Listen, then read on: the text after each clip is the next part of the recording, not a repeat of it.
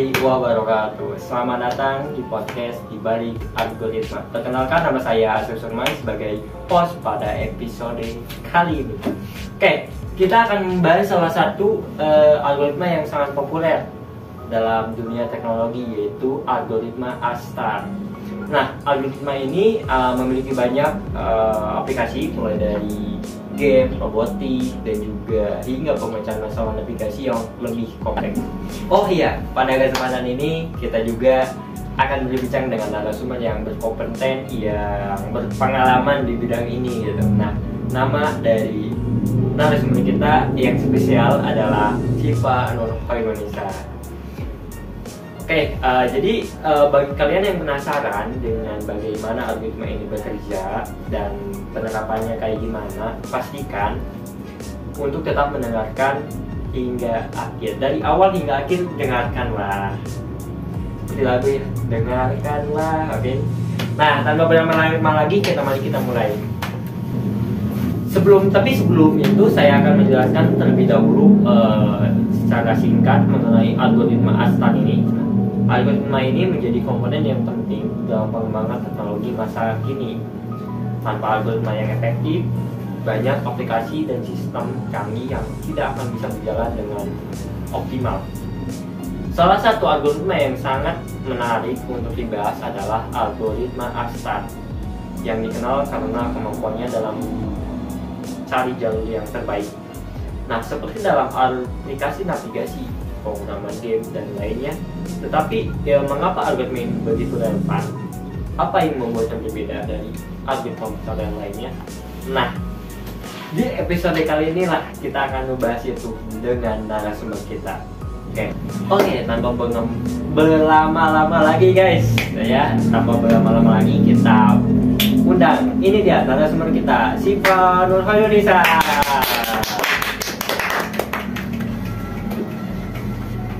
Gimana keadaannya? Sehat? Alhamdulillah sehat ya. Cuman agak-agak pilek ini tuh. Pilek, ya.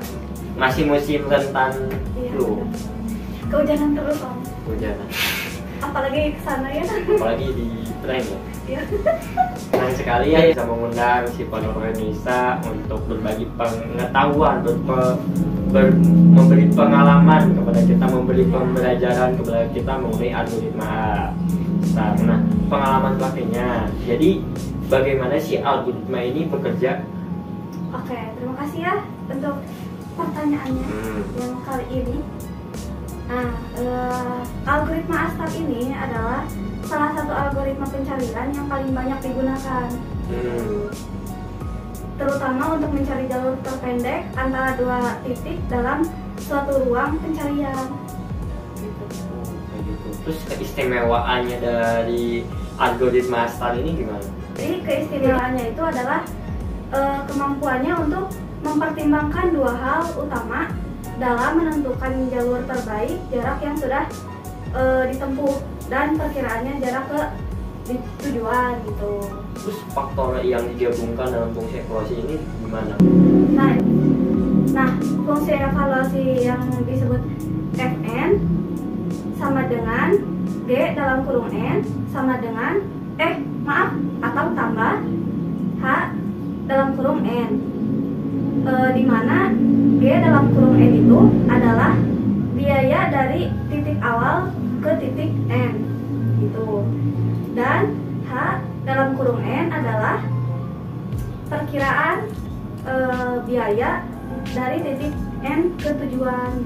Seperti itu, yang menarik sekali ya dari penjelasan dari Syifa Nur Khairunisa. Jadi fungsi evaluasi yang dimiliki oleh algoritma Astar ini, F dalam kurung N sama dengan G dalam kurung N ditambah H dalam kurung N. Nah, dimana GN itu adalah biaya dari titik awal ke titik N. Oke, berarti banyak matematikanya main juga ya di sini. Nah, misalnya dalam game nih, seperti petualangan atau strategi gitu, Astar ini dapat digunakan untuk menggerakkan karakter dari satu tempat ke tempat lain dengan mencari jalur paling efisien gitu, yang paling cepat lah intinya. Cepat, tapi harus optimal juga, cepat juga. Kalau iya misalkan dong. cepat tapi tidak optimal ya. Ya itu mah percuma aja. Cuma saja. Ya. Nah, Astar juga ini tuh digunakan dalam pemetaan rute. Rute. Iya. Rute kendaraan gitu, baik di aplikasi GPS atau kendaraan otonom juga. Otonom, seperti apa tuh otonom? Nah, otonom itu seperti mobil Tesla. Oh, Tesla ya, paham. Oke, nah itu menarik sekali ya. Jadi algoritma Astar ini sangat berguna dalam berbagai aplikasi yang melibatkan pencarian jalur, seperti itu. Iya. Nah juga apakah ada algoritma lain yang sering membandingkan dengan algoritma A? Tentu. Terus Astar? Tentu. Ada beberapa algoritma populer lainnya yang sering dibandingkan nih. Nah, seperti algoritma Dijkstra ini yang hanya mempertimbangkan jarak yang sudah ditempuh gitu. Tanpa memperhitungkan perkiraan jarak ke tujuan. Nah, ada juga nih algoritma Greedy Best First Search ini. Seperti apa tuh? Yang hanya mengandalkan H dalam kurung N. Berarti dari tadi yang G N plus HN. Ya benar, yang itu. Nah, perbedaannya itu utama yaitu di antara Astar dan algoritma lainnya adalah Astar menghubungkan kedua aspek itu. Sehingga lebih efisien dalam banyak kasus gitu. Menarik sekali ya mengenai algoritma Astarnya. Nah, dari yang Ibu Siva bicarakan tadi, studi kasus yang bisa kita ambil misalkan dari algoritma Astar itu seperti apa? Nah, studi kasusnya tuh itu contohnya yaitu dalam pengembangan game. Pengembangan game? Iya. Oke, pengembangan game seperti apa itu? Nah, misalnya nih di game strategi atau RPG. Tahu RPG kan? Iya, tahu. Nah, karakternya tuh harus bisa bergerak melalui peta dengan menghindari rintangan gitu. Dan mencari jalan tempat menuju tujuan si Astar ini nih. Si Astar ini. Maksudnya tuh tujuan tepatnya. Oh, tujuan tempat yang kita tuju dari awal misalnya. Iya. Oke, seperti itu. Oke, paham. Astar ini sering digunakan juga di sini untuk memastikan gerakan karakter sangat efisien. Sangat efisien, berarti sangat optimal juga ya mengenai Astar ini. Benar. Oke, di dunia nyata pasti ada studi kasusnya mengenai algoritma Astar ini ya. Ada dong. Nah, algoritma Astar ini di dunia nyata contohnya di mana? Di Google Maps. Google Maps. Nah, Iya. cara Google Maps itu gimana mengenai algoritma Astarnya gitu, Astar? Nah, ini tuh menggunakan prinsip dasar Astar untuk mencari jalur terpendek nih. Terpendek. Iya. Oh ya, di Google Maps kan kadang ketika kita misalkan nyari mau ke daerah mana gitu, Iya. suka daerah yang tercepat, dan juga kadang dari dari Google Maps tuh gini teh ya, di Google Maps tuh kadang kan jalur tercepat, dan juga misalkan kalau ada macet, ada Iya, kayak benar. perbaikan jalan, suka ada pemberitahuannya Iya, gitu. benar, ada garis-garis oranye gitu, Nah, kayak seperti itu. merah Kayak- gitu. Oke, Teh Siva ya tadi mengenai Google Maps, gimana tuh studi kasus yang dimiliki oleh Google Maps? Tolong dijelaskan, karena menurut saya dengan yang saya pahami mengenai Google Maps itu, menurut saya memahami mengenai algoritma Astar ini emang mencari jalur terbaik, tapi saya belum memahami terlalu dalam gitu mengenai itu. Nah, boleh tolong dijelaskan mungkin dari Teh Siva? Boleh. Ini juga kan tadi tuh di Google Maps ya pakai prinsip dasar Astar untuk mencari jalur tercepat kan. Nah, di sini juga di Google Maps tuh di Google Maps tuh pakai sistem navigasi kendaraan otonom juga yang menggunakan Astar. Menggunakan algoritma Astar. Iya. Nah, untuk apa itu? untuk menentukan rute nih yang optimal gitu. Maps itu juga bukan hanya kita itu mencari jalur tercepat juga, Iya. tapi kadang juga ada estimasi waktunya gitu. Ada. Nah, estimasi waktu kayak gimana gitu sih Pak? Nah itu tuh pakai memperhitungkan berbagai faktor nih, seperti kecepatan, kondisi jalan, dan bahkan penghindaran objek-objek di jalur. Objek seperti kayak kecelakaan, Benar. ada kecelakaan, seperti objek kayak mungkin ada trouble dari Ada. perjalanannya Ya. gitu. Ada perbaikan jalan juga, Nah, biasanya ada. biasanya kayak gitu. Ya. Oke, menarik sekali ya yang dibahas mengenai algoritma Astar. Nah, tidak hanya terbatas di dunia digital atau game juga ya berarti, tapi penerapannya sangat luas, terutama di Google Maps juga banyak sekali penerapan yang optimal gitu. Tapi tentu saja ya dalam merancang dan mengimplementasikan algoritma seperti algoritma Astar ini pasti tak ada tantangan yang tersendiri gitu. Nah, apa saja sih tantangan yang sering dihadapi dan bagaimana kita bisa mengatasinya? Nah, beberapa tantangan utama itu saat menggunakan Astar ini adalah terkait dengan efisiensi. Efisiensi. Ya, Astar bisa sangat lambat jika ruang pencariannya tuh sangat besar. Gitu. Berarti seperti kayak kita misalkan dalam memori gitu, dalam memori sangat penuh dan ketika kita ingin menyimpan sangat lambat gitu. Iya. Bahkan tidak bisa menyimpan kalau misalkan udah full kayak gitu. Benar. Oke, berarti Astar ini masih ada kekurangannya ya. Iya, masih ada kekurangannya. Nah, salah satu cara mengatasi masalah tersebut bagaimana? Yaitu menggunakan optimasi, Optimasi? ya, seperti pengurangan ukuran ruangan pencarian gitu, atau memanfaatkan struktur data yang lebih efisien nih, gitu. Seperti heap atau untuk mempercepat, seperti heap untuk mempercepat pencarian. Oke. Terus selain itu ada lagi nggak masalah?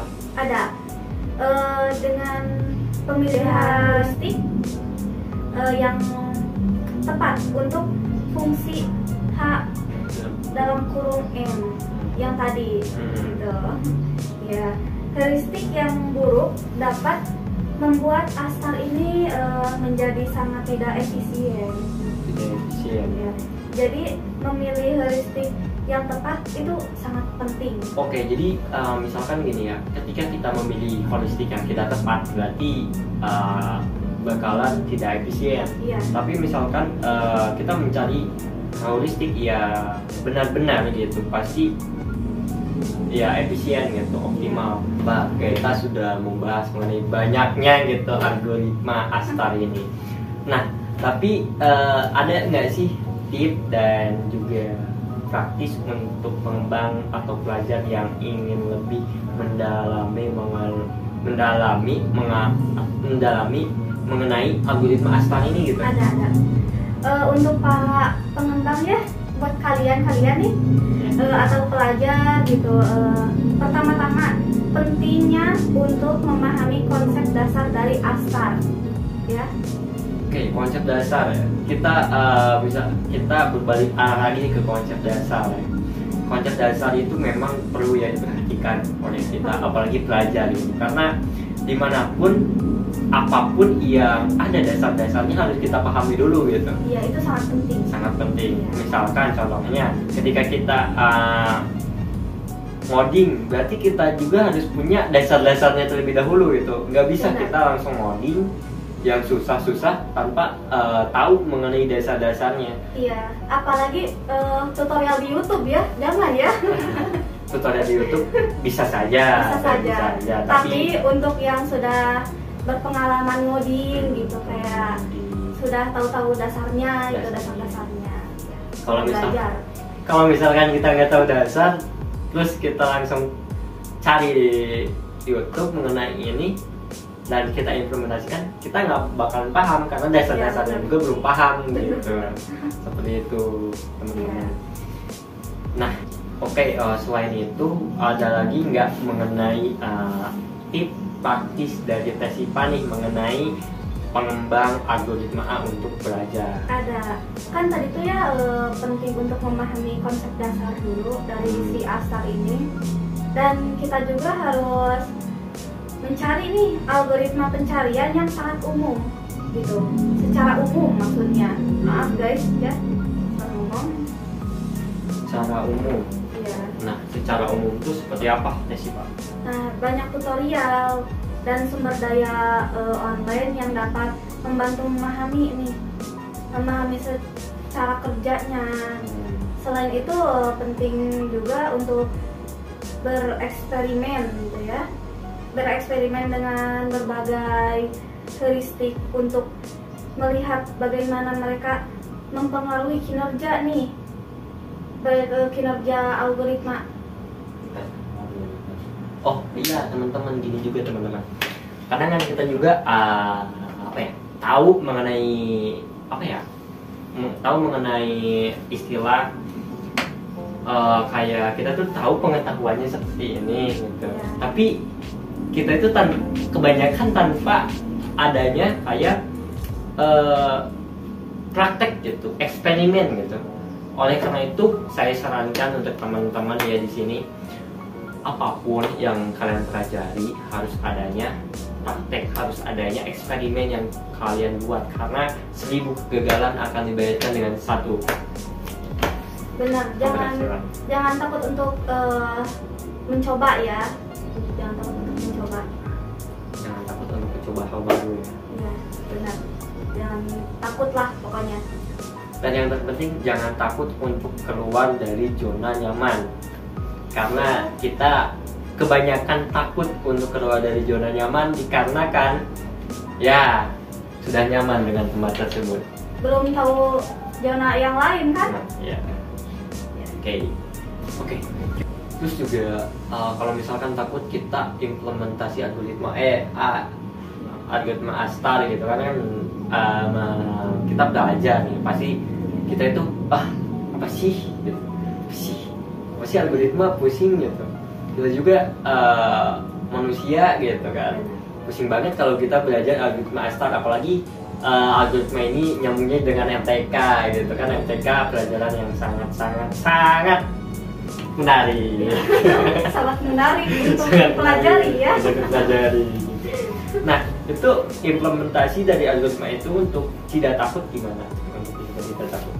Ya harusnya sih kayak tadi ya, jangan takut. Terus di berbagai konteks tuh seperti dalam game atau pemetaan rute, karena itu tuh akan membantu kalian untuk mengerti lebih dalam tentang aplikasinya gitu. Dan terakhir, pastikan untuk kalian tuh selalu menguji lebih dalam lagi tentang aplikasinya. Dan terakhir tuh pastikan untuk selalu menguji dan mengoptimalkan kode kalian tuh agar algoritma tuh bekerja dengan efektif. Pastilah efektif, harus terus menerus ya. Iya. Kalau misalkan kita tidak efektif, misalkan wah kacau sudah. Oke, baik, mungkin kita ke sesi selanjutnya ya guys. Sesi yang sangat ditunggu oleh kalian. Betul. Sesi pertanyaan. Ini ada pertanyaan dari IG Rijal, ya, IG yang namanya Rijal. Nah, apa yang dimaksud dengan simbol terbuka dan simbol tertutup dalam algoritma ASTAR? Dan bagaimana pengelolaan keduanya memenuhi kinerja algoritma ASTAR? Baik, terima kasih ya untuk pertanyaannya, Rijal. Ya. Dalam algoritma ASTAR ini, simbol terbuka dan simbol tertutup nih, yaitu simbol terbuka adalah simbol yang sudah ditemukan dan sedang diproses, namun belum selesai dijelajahi gitu. Belum selesai dijelajahi ini maksudnya itu gimana? Nah, belum ada jalur terpendek gitu. Belum ada jalur yang dijelajahi itu maksudnya kayak gimana sih Pak? Belum ada jalur terpendek yang pasti untuk simbol tersebut. tersebut. Nah, kan tadi simpul terbuka nih, tapi saya belum tahu nih mengenai dari Rijal nih, misalnya bertanya dari Rijal ya, belum tahu mengenai simpul tertutup itu gimana. Simpul tertutup itu adalah simpul yang telah sepenuhnya diproses. Nah, simpul ini tuh udah diproses dengan jalur terpendek yang pasti ditemukan. Simpul-simpul ini tuh disimpan dalam dua struktur data terpisah. Oke.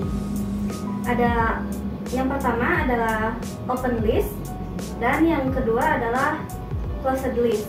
Nah, pengelolaan yang efisiennya gimana? Nah, pengelolaan yang efisien terhadap keduanya sangat penting nih untuk kinerja algoritma ASTAR.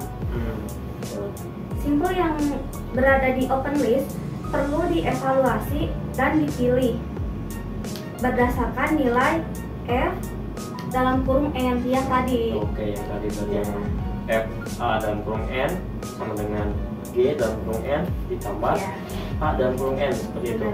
Itu tuh nilai terendah. Gitu. Nah, sementara simpul di closed list ini tidak akan diproses lagi, mencegah eksplorasi ulang yang tidak perlu, begitu.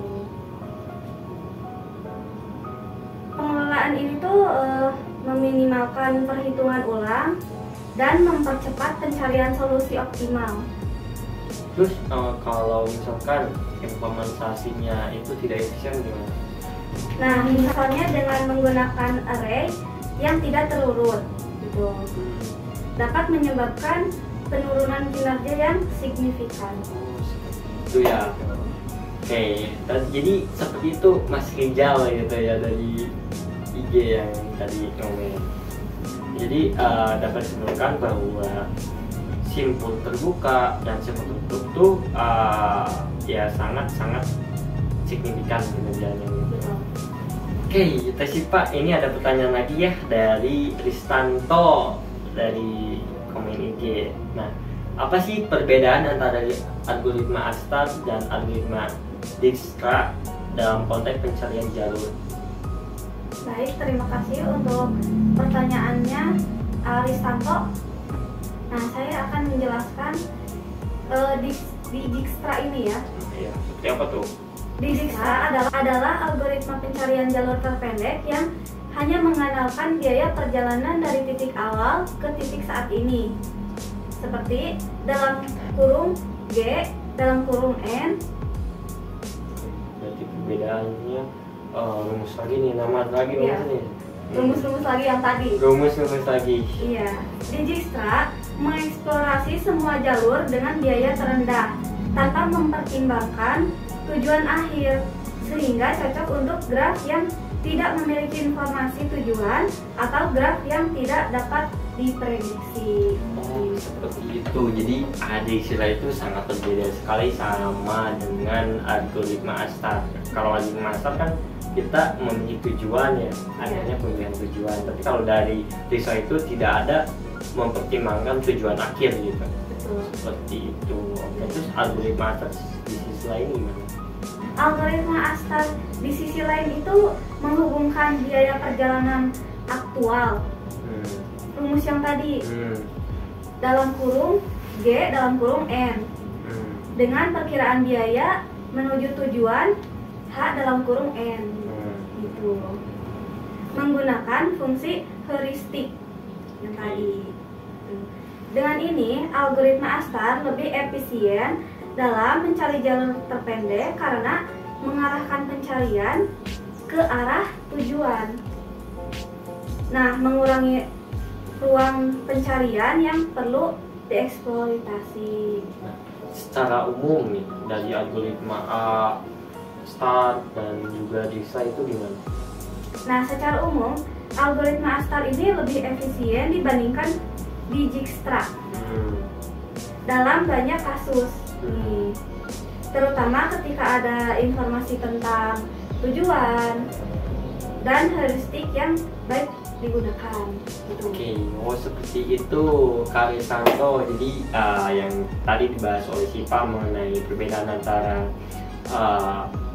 apa tadi, antara Astar dan juga Disla itu perbedaannya seperti itu, dimana kalau Disla itu lebih tidak efisien dalam banyaknya kasus, dan juga kalau misalnya algoritma Astar itu lebih efisien gitu karena banyaknya kasus yang terutama ketika ada informasi dengan tujuan dan konteks yang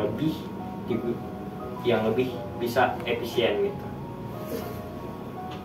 Baik teman-teman, sekarang kita berada di ujung acara, yaitu penutup. Alhamdulillah sekali bukan? Alhamdulillah. Tapi sebelum saya tutup, saya juga ingin mengucapkan terima kasih kepada narasumber kita, dan terima kasih juga ya. Ya, terima kasih juga karena Tesipa ini memberikan wawasan dan juga pembelajaran dan serta mengenai algoritma Astar ini. Dan juga saya mungkin juga terima kasih kepada para pendengar karena sudah setia dengan mendengarkan dari awal sampai akhir mengenai penjelasan algoritma Astar ini. Nah, juga mungkin saya harapkan untuk podcast ke depannya mungkin lebih dioptimalkan lagi ya. Nah, juga mungkin jangan lupa untuk mengikuti kami di platform podcast favorit kalian dan nantikan episode mendatang, oke? Yang pernah dengan topik menarik lainnya. Sampai jumpa. Wassalamualaikum warahmatullahi wabarakatuh. Waalaikumsalam.